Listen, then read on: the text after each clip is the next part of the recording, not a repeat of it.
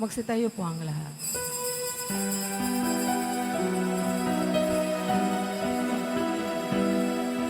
Buksan ang aming puso, turuan mo mag-alala sa bawat pagkukuro,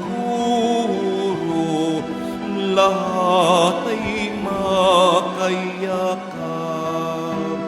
Buksan ang aming isip, sikatan ng liwanag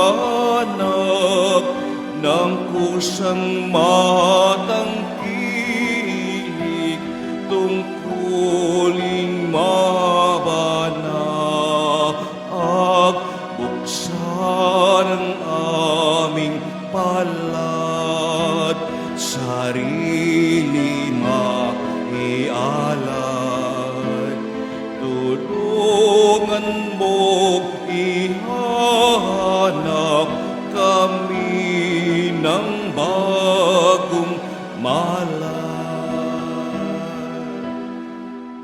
Sa ngalan ng Ama at ng Anak at ng Espiritu Santo, Amen. sumainyo ang Panginoon. At sumairing. Mga kapatid, aminin po natin ang ating mga kasalanan upang tayo'y maging marapat gumanap sa banal na pagdiriwang.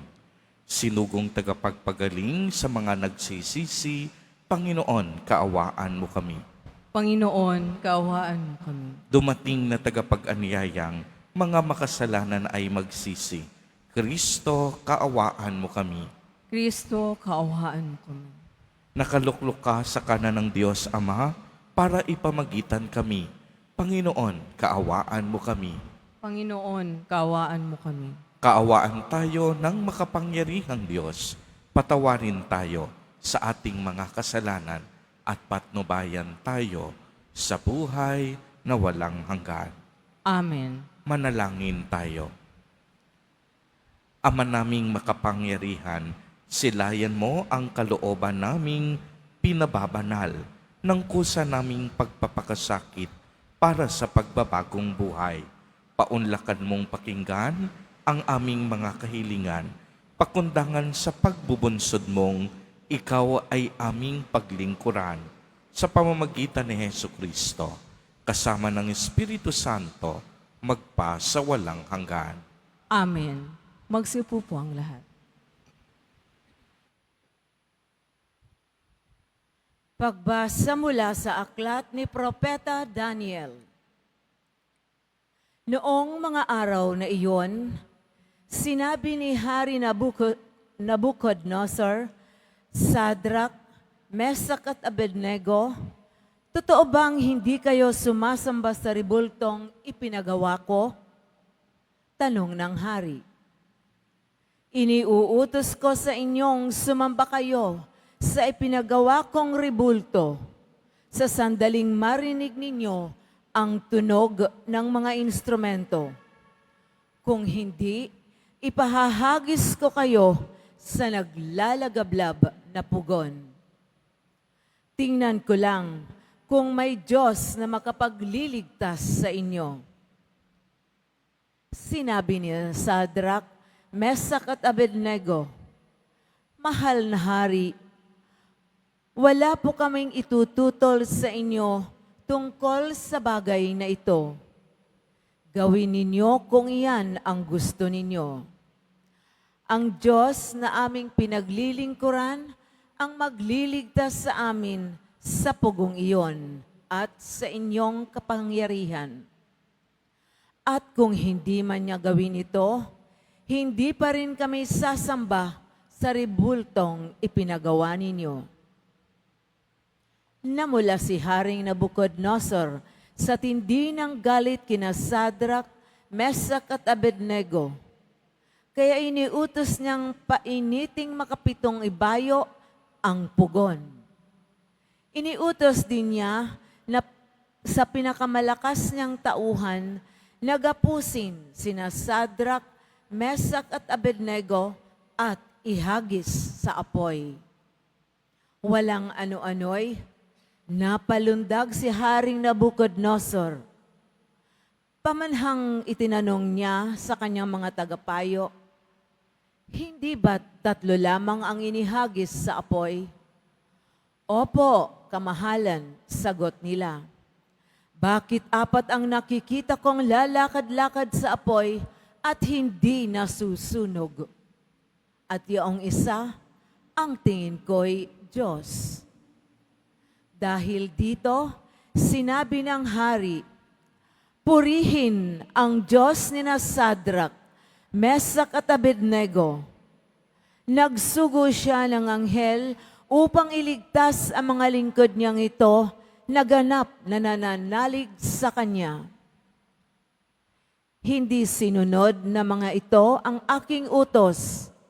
Ginusto pa nilang sila'y ihagis sa apoy kaysa sumamba sa Diyos-Diyosan. Ang salita ng Diyos. Salamat sa Diyos.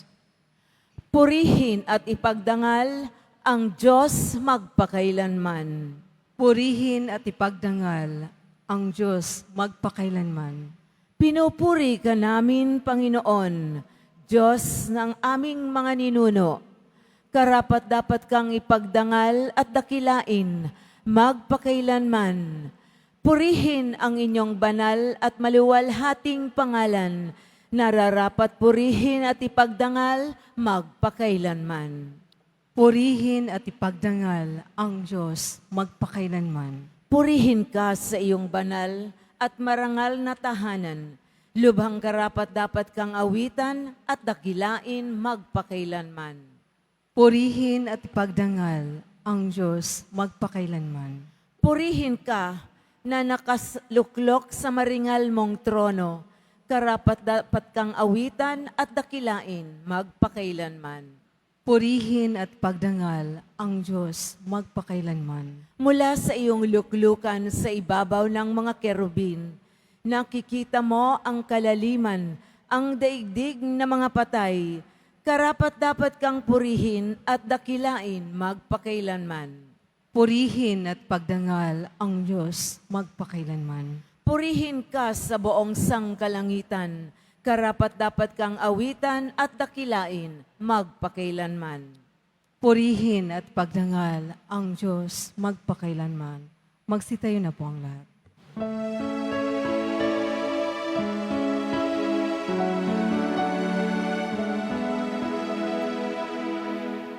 Nagpupuri kami sa iyo, Panginoong Yesu Kristo. Nagpupuri kami sa iyo, Panginoong Yesu Kristo. Mapalad ang nag-iingat sa salpusong matapat ng salitang nagbubuhat sa buong Diyos ng liwanag sa tiyak at aning ganap.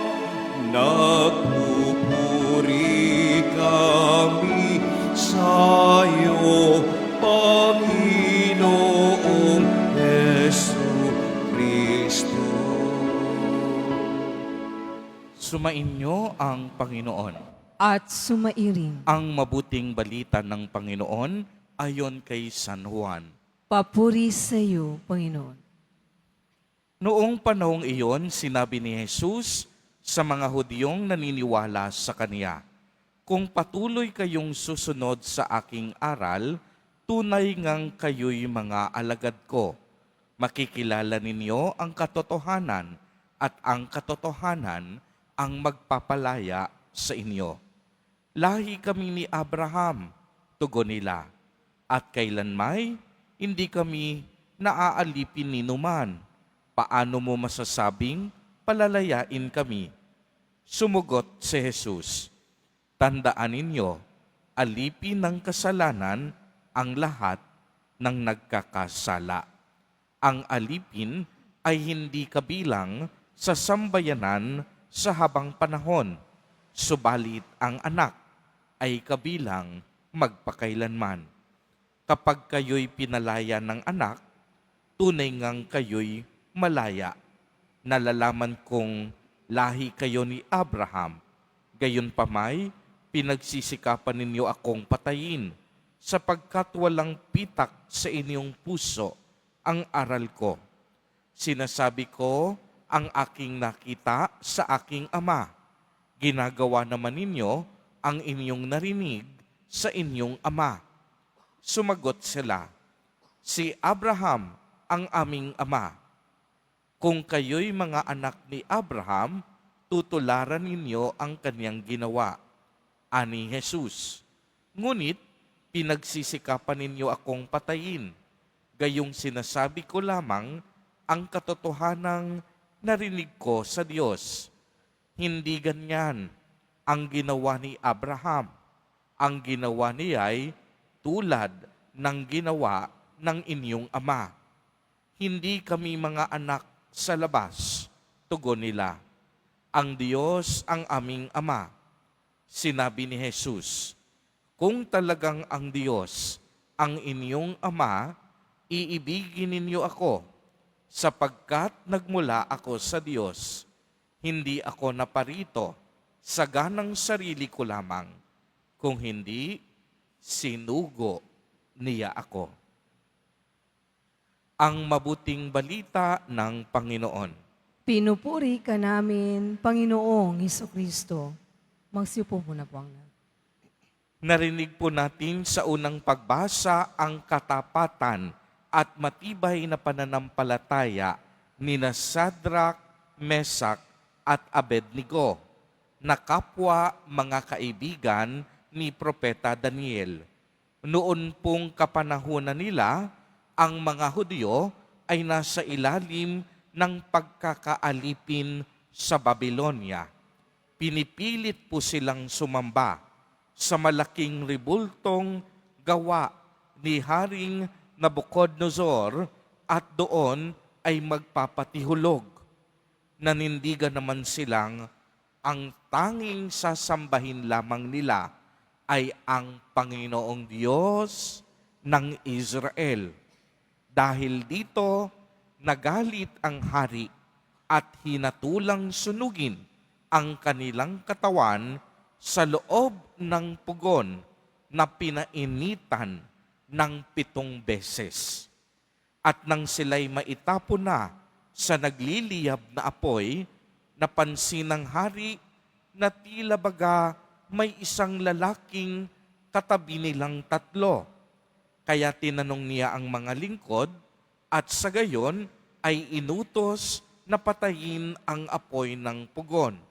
At dito'y pinuri ni Haring Nabucodonosor ang Diyos ni Sadrach, Mesach at Abednego na siyang Diyos ng Israel.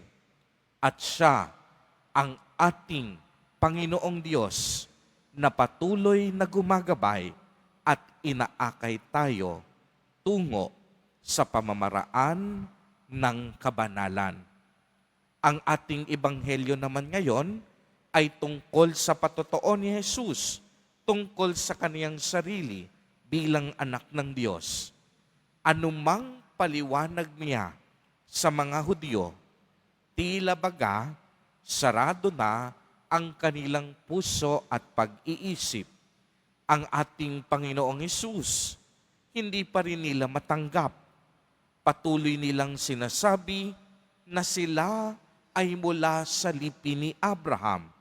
Subalit kung sila nga ay totoong mula sa ninuno ni Abraham, bakit nila gustong ipapatay si Jesus? Maliwanag na taliwas ang kanilang paniniwala sa takbo ng kanilang kaisipan. Dahil kung ipinagmamalaki nila na sila ay mula sa ninuno ni Abraham, hindi dapat sila maghangad ng masama laban kay Jesus. Ito marahil ang nais ipaliwanag ni Jesus na ang kanilang pananampalataya dapat pinatutunayan sa gawa.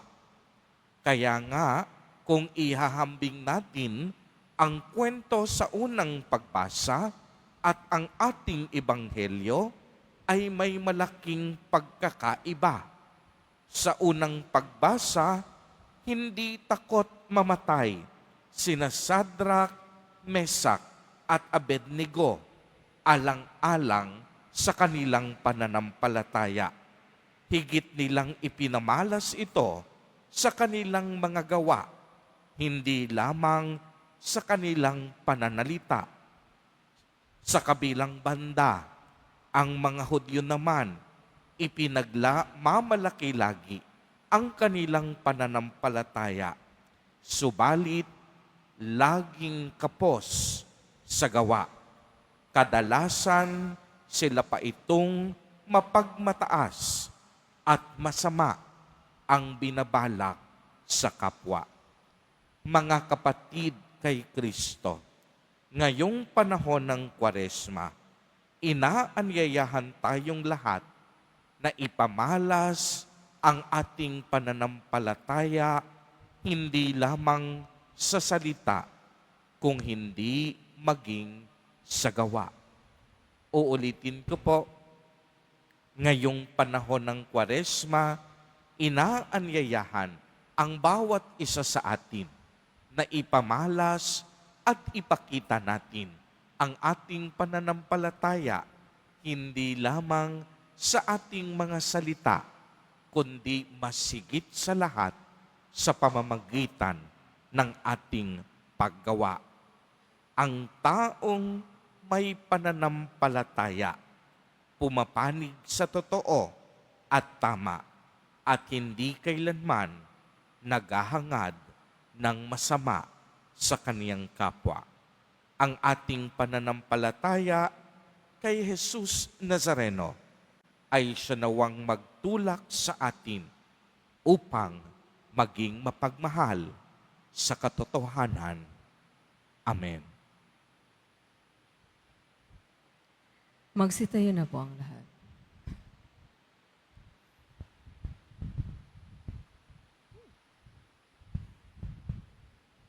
Minamahal kong mga kapatid, ang Diyos ang walang hanggang pinagmumulan ng katotohanan, kalayaan at lakas. May hangganan ang ating isip, espiritu at katawan.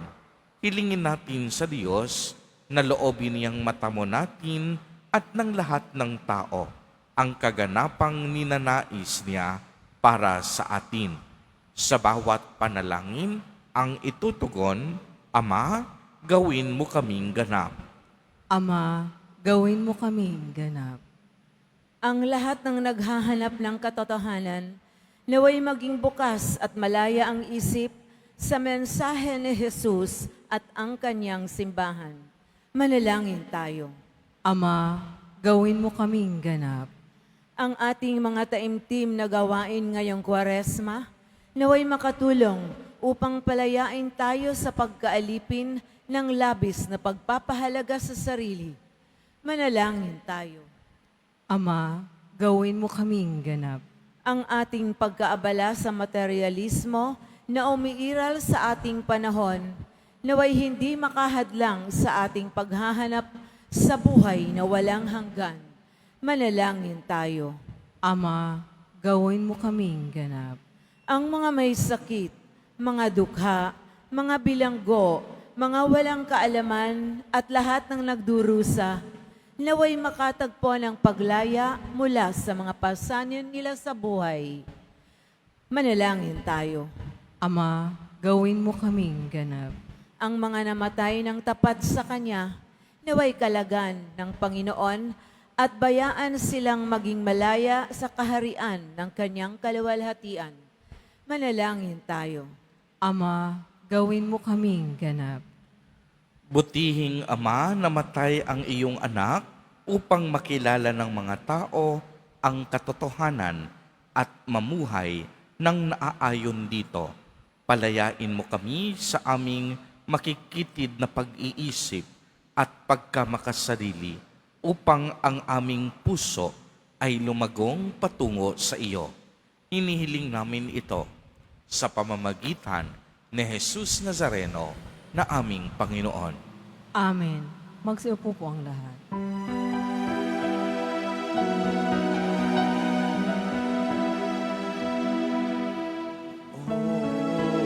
Ano magkabutihan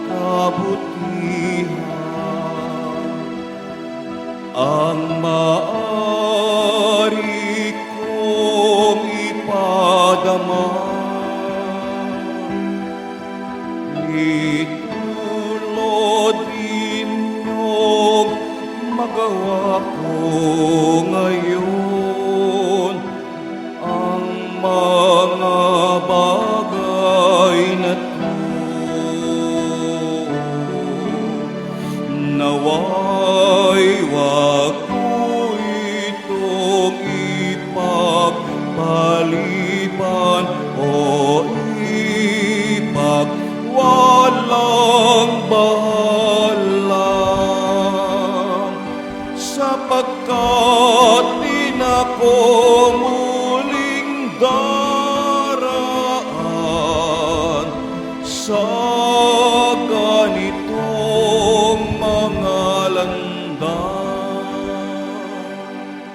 Magsitayo na po ang lahat. Manalangin kayo mga kapatid upang ang paghahain natin ay kalugdan ng Diyos amang makapangyarihan. Tanggapin nawa ng Panginoon itong paghahain sa iyong mga kamay, sa kapurihan niya at karangalan, sa ating kapakinabangan at sa buong sambayanan niyang banal. Ama naming lumikha, maitalaga nawa namin sa iyo ang gagawing paghahain ng iyong ibinigay upang aming maialay din sa layuning aming sambahin ang ngalan mo, upang ang kagalingan namin ay makamtan mula sa iyo sa pamamagitan ni Jesucristo, kasama ng Espiritu Santo, magpa sa walang hanggan. Amen. Sumainyo ang Panginoon. At sumairin. Itaas sa Diyos ang inyong puso at diwa. Itinasa namin sa Panginoon. Pasalamatan natin ang Panginoong ating Diyos. Marapat na siya ay pasalamatan. Ama naming makapangyarihan, tunay ngang marapat na ikaw ay aming pasalamatan sa pamamagitan ni Jesucristo na aming Panginoon, sa pagpapakasakit ng giliw mong anak, ang sangkatauhay, minarapat mong magpahayag ng iyong dakilang pag-ibig sa lahat, na pawang nais mong tubusin ng Mesiyas sa harap ng iyong kadakilaan. Kapos ang dila naming magsaysay sa pag-ibig na makapangyarihan sa krus ay itinanghal. Kaya kaisa ng mga anghel na nagsisiawit ng papuri sa iyo, nang walang humpay sa kalangitan, kami nagbubunyi sa iyong kadakilaan. Santo, Santo, Santo, Panginoong Diyos ng mga hukbo, napupuno ang langit at lupa ng kadakilaan mo. Usana sa kaitaasan, pinagpala ang naparirito sa ngalan ng Panginoon. Usana sa kaitaasan. Magsilod po ang lahat. Ama naming banal, ikaw ang bukal ng tanang kabanalan, kaya't sa pamamagitan ng iyong Espiritu ay gawin mo pong banal ang mga kaloob na ito upang para sa amin ay maging katawan at dugo ng aming Panginoong Jesucristo. Bago niya pinagtiis ang kusang loob na maging handog, hinawakan niya ang tinapay, pinasalamatan kaniya, pinagati-hati niya iyon, iniabot sa kaniyang mga alagad at sinabi, "Tanggapin ninyong lahat ito at kanin. Ito ang aking katawan na ihahandog para sa inyo."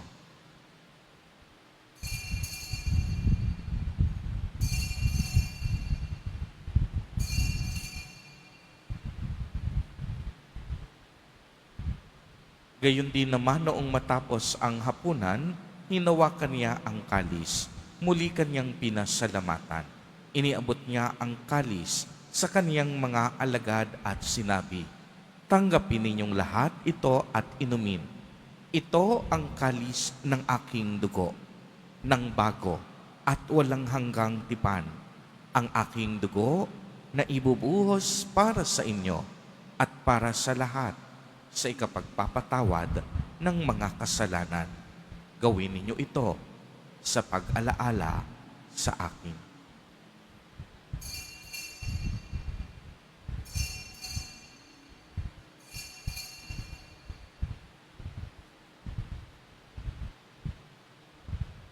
Magsitayo po. Ang misteryo ng pananampalataya. Si Kristo'y namatay, si Kristo'y nabuhay, si Kristo'y babalik sa wakas ng panahon. Ama, ginagawa po namin ngayon ang pag-alaala sa pagkamatay at muling pagkabuhay ng iyong anak. Kaya't iniaalay namin sa iyo ang tinapay na nagbibigay buhay at ang kalis na nagkakaloob ng kaligtasan. Kami po'y nagpapasalamat dahil kami iyong minarapat na tumayo sa harap mo para maglingkod sa iyo. Isinasamo namin na kaming magsasalo-salo sa katawan at dugo ni Kristo ay mabuklod sa pagkakaisa sa pamamagitan ng Espiritu Santo. Ama, tingapin mo ang iyong simbahang laganap sa buong daigdig. Puspusin mo kami sa pag-ibig. Kaisa ni Francisco na aming Santo Papa at ni Jose na aming Obispo at ng Tanang Kaparian. Alalahanin mo rin ang mga kapatid naming nahimlay nang may pag-asang sila'y muling mabubuhay. Gayon din ang lahat ng mga pumanaw. Kaawaan mo po sila at patuloyin sa iyong kaliwanagan. Kaawaan mo at pagindapatin kaming lahat na makasalo sa iyong buhay na walang wakas. Kaisa ng mahal na Birheng Maria na Ina ng Diyos, ng kabiyak ng puso niyang si San Jose, kaisa ng mga apostol at ng lahat ng mga banal na namuhay dito sa daigdig ng kalugod-lugod sa iyo, maipagdiwang nawa namin ang pagpupuri sa ikararangal mo sa pamamagitan ng iyong anak na aming Panginoong Hesukristo.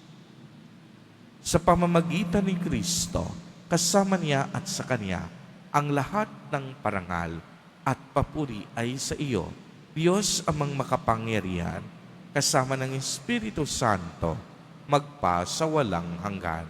Amen.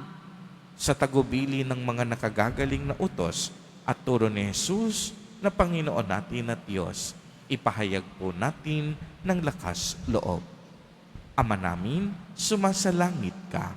Sambahin ang ngalan mo, mapasa amin ang kaharian mo. Sundin ang loob mo dito sa lupa para nang sa langit. Bigyan mo kami ngayon ng aming kakanin sa araw-araw at patawarin mo kami sa aming mga sala para nang pagpapatawad namin sa nagkakasala sa amin. At huwag mo kaming ipahintulot sa tukso at iadya mo kami sa lahat ng masama. Hinihiling po namin na kami iadya sa lahat ng masama, pagkalooban ng kapayapaan araw-araw, iligtas sa kasalanan, at ilayo sa lahat ng kapahamakan, samantalang aming pinananabikan ang dakilang araw ng pagpapahayag ng tagapagligtas naming si Hesukristo. Sapagkat iyo ang kaharian at ang kapangyarihan at ang kapurihan, magpakailanman. Amen. Panginoong Hesukristo, sinabi mo sa iyong mga apostol, kapayapaan ang iniiwan ko sa inyo. Ang aking kapayapaan ang ibinibigay ko sa inyo. Tunghayan mo ang aming pananampalataya at huwag ang aming mga pagkakasala. Pagkalooban mo po kami ng kapayapaan at pagkakaisa ayon sa iyong kalooban, kasama ng Espiritu Santo, magpa sa walang hanggan. Amen. Ang kapayapaan ng Panginoon ay laging sumainyo. At sumairin. Magbigayan po tayo ng kapayapaan sa isa't isa.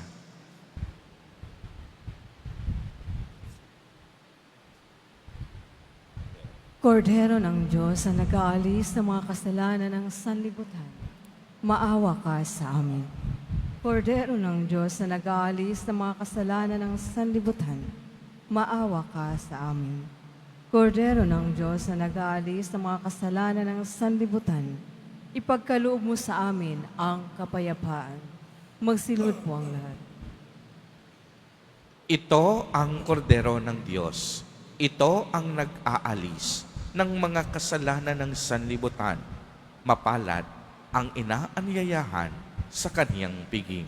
Panginoon, hindi ako karapat-dapat na magpatuloy sa iyo, ngunit sa isang salita mo lamang ay gagaling na ako.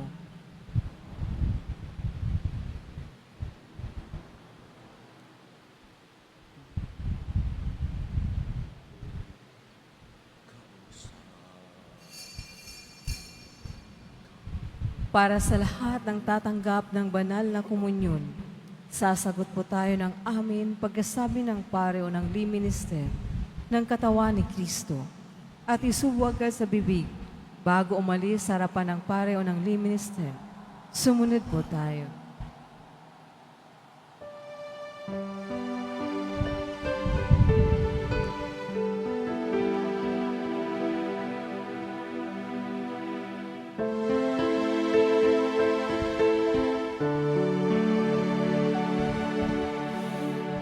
Ikaw ang lagi kong kausap.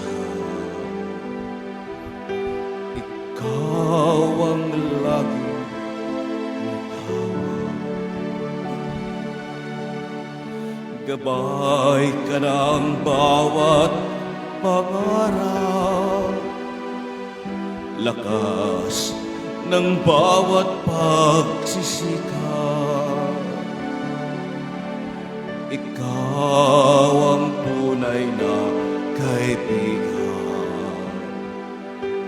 Ginto ang puso't kalooban. Ngunit hindi lahat ay may alam na Kristo ang iyong pangalan. Kristo,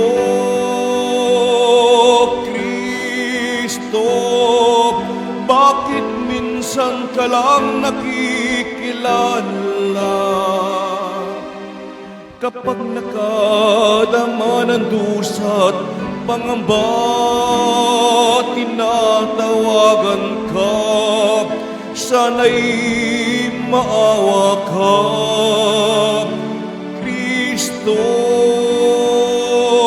Kristo, kulang pa bang pag-ibig na dulot mo? Bakit ba ang mundo ngayon'y gulong-gulo? Anong dapat gawin? Kami tulungan mo, Kristo, Kristo ng buhay ko.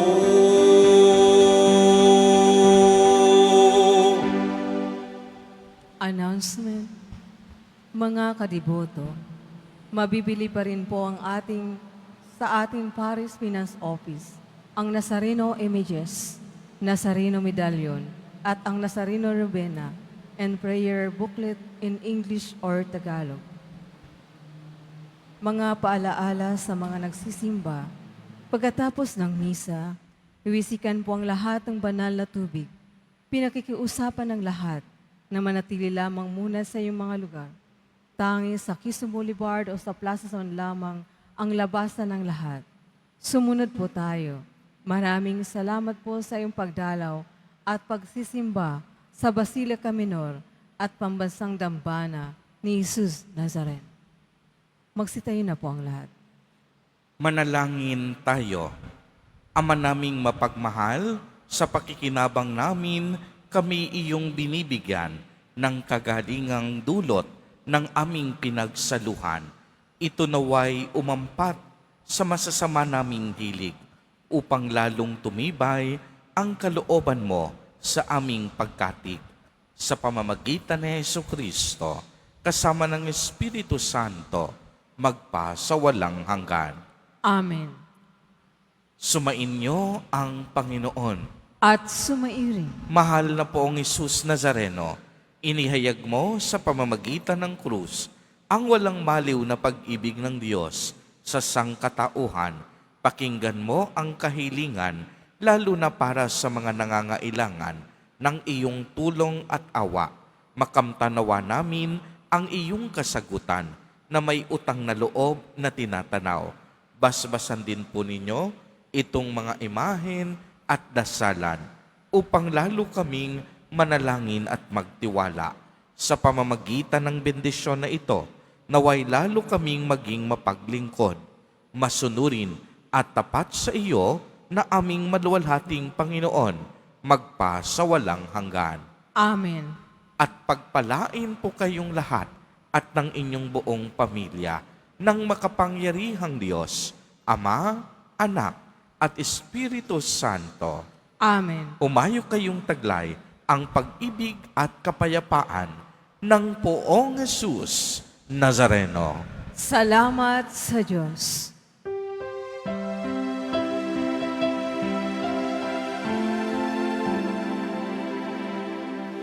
Nuestro Padre Jesús Nazareno, sinasamba ka namin, pinipinto ka namin, aral mo ang aming buhay at kaligtasan. Nuestro Padre Jesus Nazareno, iligtas mo kami sa kasalanan. Ang krus mong kinamatayan ay sagisag ng aming kaligtasan.